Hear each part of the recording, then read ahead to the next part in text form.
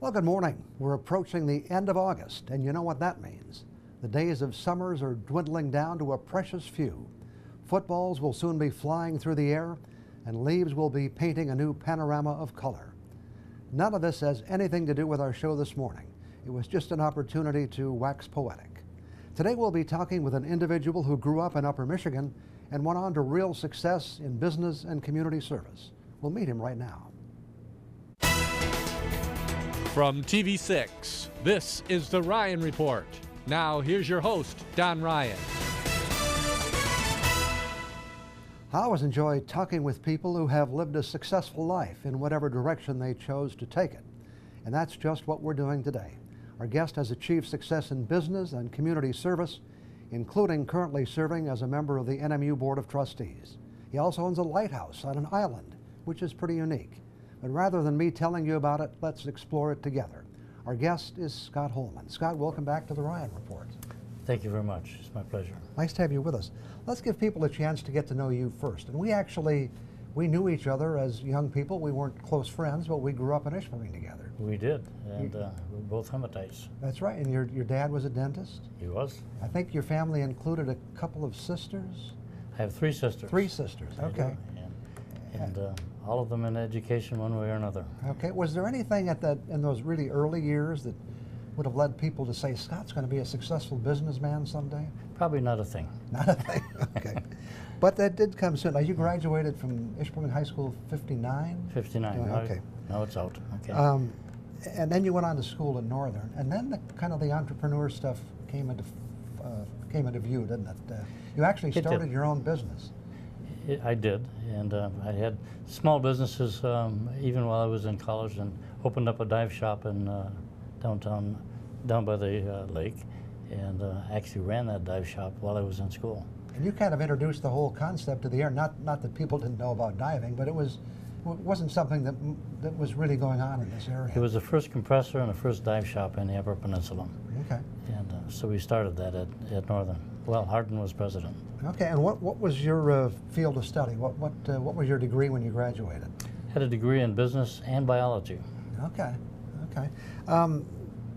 You know that there's also an interesting twist to your personal life in that you married a woman you met in the Upper Peninsula, but well, tell us about the twist of that story.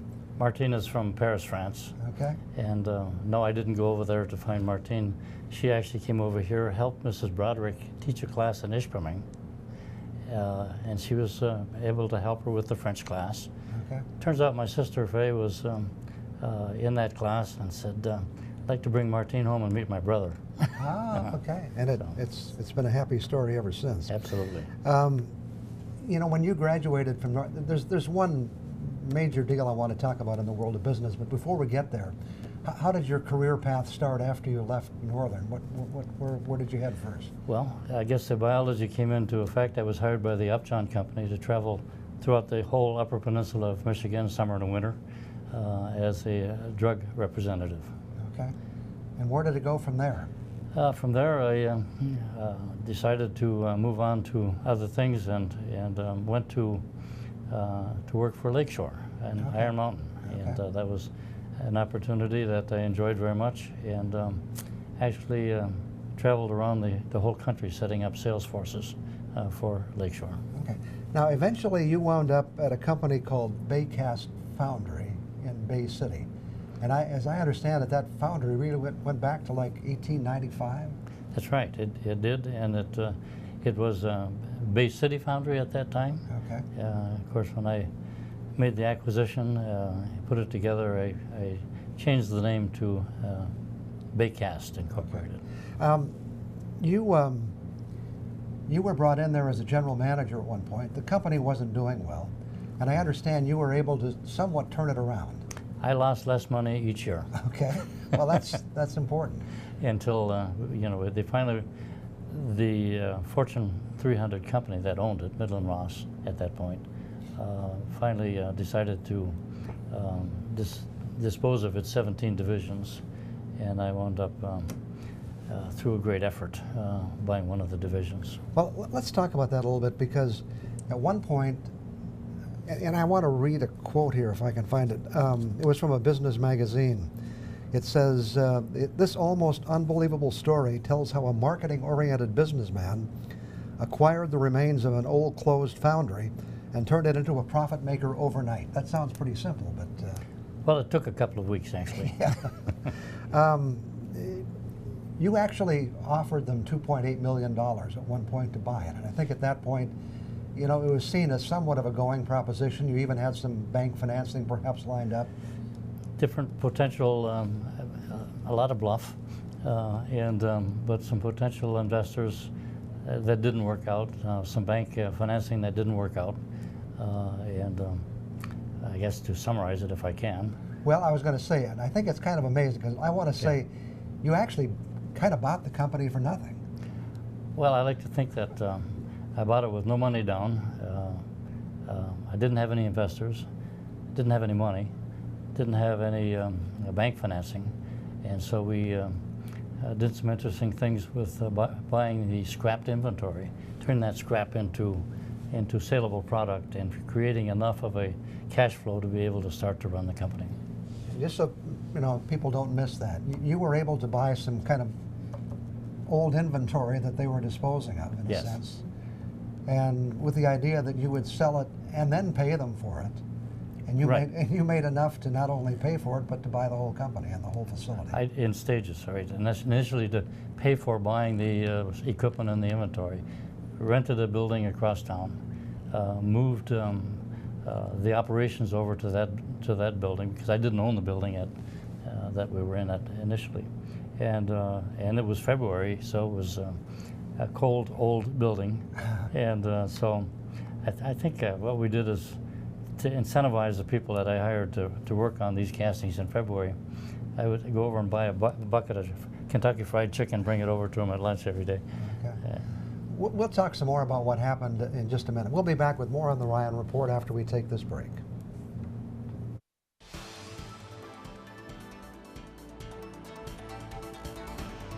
Our guest this morning is Scott Holman. Scott's a successful businessman, also serves as the chair of the NMU Board of Trustees. Scott, let's talk a little bit about what the business is, because we explained how you acquired it. What did your company do? We make very large steel castings for many different industries. And it's not something that's high production, like some foundries are, but they're very large castings. We can pour almost 100,000 pounds of metal into one mold.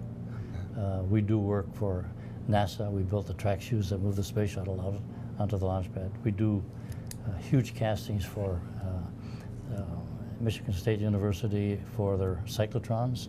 These are superconducting cyclotrons with massive castings that are pole magnets. On and on about different things. So the interesting thing for me has been to learn just a little bit about a lot of different things because you're involved in those industries. Sure, sure. You know, what were the keys? You know, that here this business was failing, or it failed actually, it was closed. What allowed you to turn it around?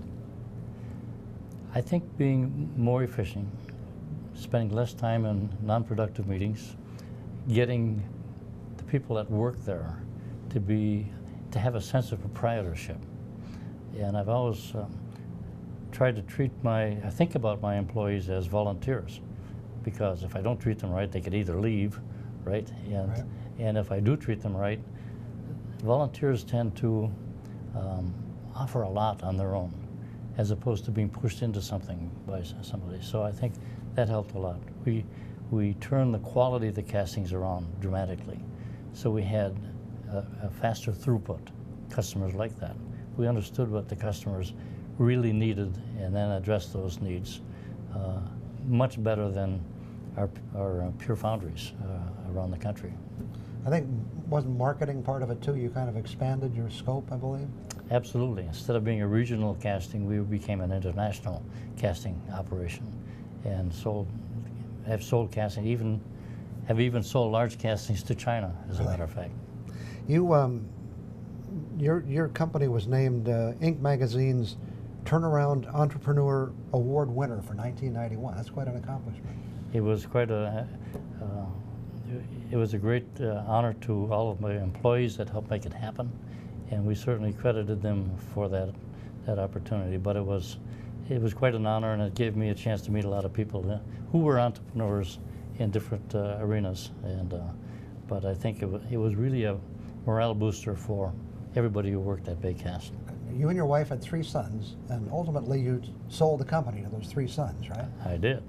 All 3 of them are, you know, that school up in Houghton? Right. They're Michigan Tech engineers. That's a good school too, huh? Oh yes, absolutely. But no, they learned well, and they're just very smart entrepreneurs and engineers and business guys, all 3 of them. They run the company, it's theirs, but do they ever come to Dad with a question now and then? Well, just between you and me, I do get a phone call once in a while. Okay, okay. Yeah, I mentioned earlier, you know, financing was kind of an issue. I don't know if there's a connection, but you actually went on to start your own bank as well. Tell us about that. Well, I got worried about what I was going to do after I sold the business to Du Bois, and had the opportunity with some friends to start a bank from scratch. It's called a de novo bank. It's called First State Bank in Saginaw. Okay. And it was not an easy time to start it when the bond market was what it was and so forth. But it turns out that we got through that and started to make money, and started to make a lot of money, and then started to open up branches. So we have branches in 2 in Bay City, 2 in Saginaw, and we're opening 1 in Midland soon. And you're still actively involved in Absolutely. the operation of the bank. Your financial success also opened some other doors for you, and one of those was to acquire your own lighthouse island. Tell us about that. Well, you know, my interest in diving and shipwrecks and shipping and so forth caught my eye. I used to take divers out to Granite Island to dive around the island in a little boat that I had bought called the CB, and that was a long trip out there. We should point out how far off out of Marquette is it? It's about 10 miles out of the upper harbor, right. And very dependent on the weather as far as getting out there. But that's how I first learned about Granite Island. Then it turns out that I was driving to work listened on the radio, and Granite Island was for sale by the government, and so I went and looked into it and made an offer, and I made one error. I didn't tell my wife that I had made an offer, and when the Free Press called my home to say congratulations on buying the lighthouse, he said, "You bought a what?" But it's been 17 years now, and it's been fun to use as an avenue for students at Northern to work on the weather station that we have out there now, to work on the internet that's out there. We have some English classes that have, they stay overnight for several nights and do some creative writing. So it's been, Okay. when you buy that, you never think about these things Right. that are going to happen later. Okay, we'll talk more about Northern in just a second. Back with more on the Ryan Report after we take one more break. Again, our guest this morning is Scott Holman. Before we leave it, and without getting into a lot of detail, you did mention during the break that you're actually working with NASA on some possible projects out there on Granite Island. If we can generate the power that they need to run them, there's 2 projects that we're working with them on. One is an Earth observatory to compare what they're getting in satellites with what they see on the ground. The other one is a space observatory, which they will study the aurora to make some predictions on sunspots and communications. And that will involve a magnetometer and some photography that happens every few minutes all during the night. But there is no electric power service to Granite Island, so you have to generate your own. we Let's talk about Northern. This is actually your second go-round on the board. You were originally appointed by Governor Engler and then later by Governor Snyder.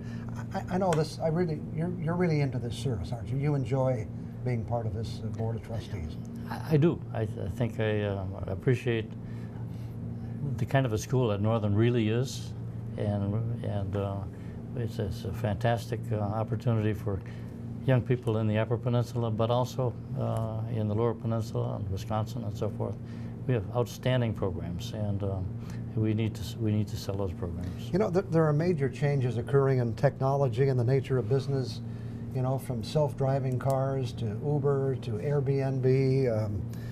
How do you see the university's role in preparing, you know, as a businessman especially, preparing students for the future? Well, I think that first of all, they're going to be involved in some of the technology that we're actually using. One is called the Education Access Network, which will reach throughout the whole Upper Peninsula of Michigan, internet, right, and offering classes. The other one is, we're reaching students in high school through our Northern Promise program and this internet program. So they're actually going to be using some of the technology that they're learning about.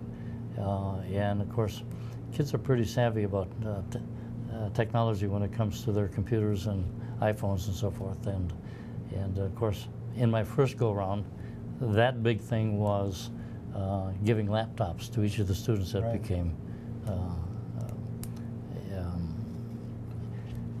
enrolled at Northern. And then we're looking for the next big thing.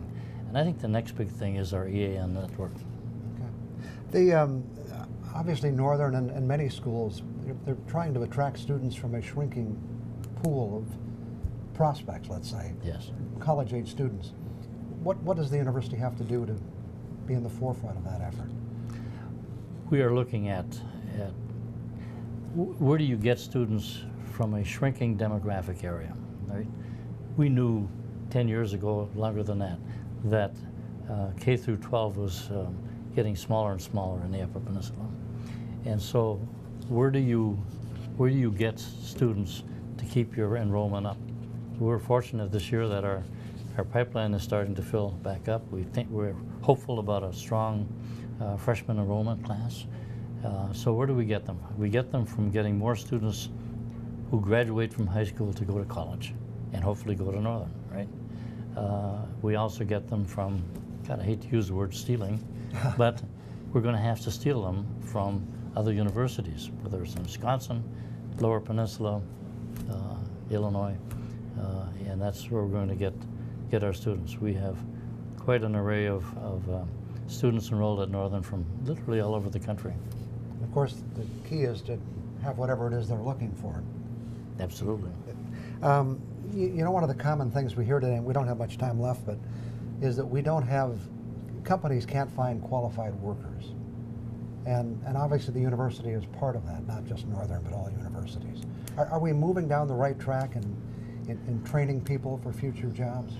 I think Northern is uniquely prepared for that, in that we're not only a four-year university, but we have a certificate and a program at the Jacob Eddy Center, which we'd like to get that upgraded and improved and be able to take people through a two-year program and make them readily available to hopefully a growing economy in the Upper Peninsula, more manufacturing and so forth.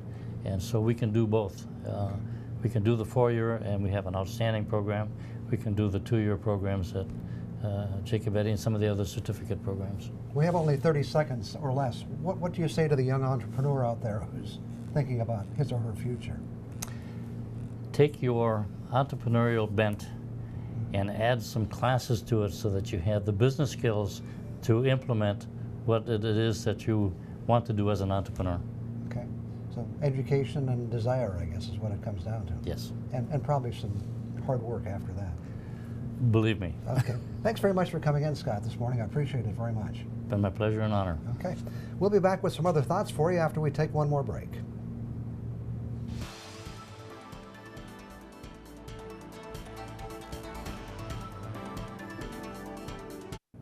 You know, with recent discussions in Marquette about handling garbage, it got me thinking about how we deal with stuff we don't want anymore. And we seem to have a lot more of that. And yes, this is another of those things just aren't like they used to be stories. I guess the first question in this discussion is, do we fix things anymore? There was a time when there were businesses that would fix your toaster or small appliance, your radio or your television set. There may still be a little TV repairing that goes on, but not very much. And when the toaster quits working, it would cost more to fix it than buy a new one. So it's one more thing to add to the trash heap. And of course, how we throw it away has also changed.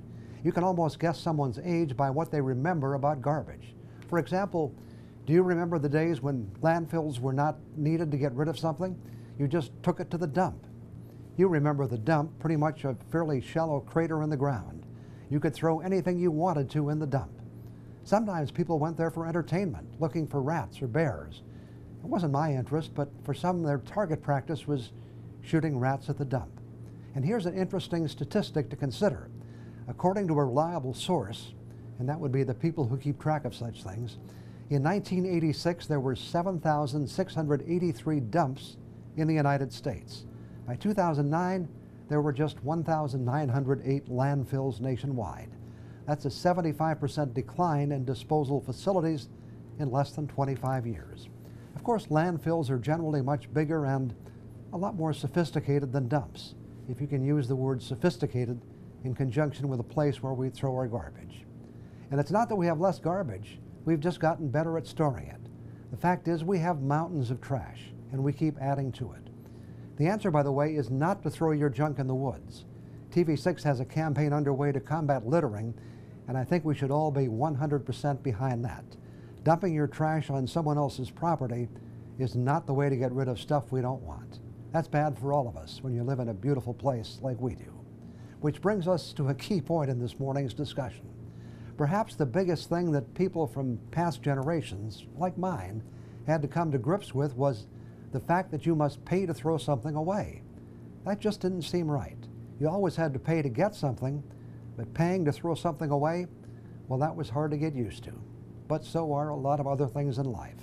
Don't get me started on the size of a toilet paper square or the fact that coffee doesn't come in 1 or 2 pound cans anymore. I'll be back in a minute. It's time for us to wrap it up for another week. The Today Show is about set to go. Keep in mind that you can also watch us on the internet at uppermichigansource.com. Past shows are there now. Today's show should be available at about noon tomorrow. Thanks to Scott Holman for joining us today.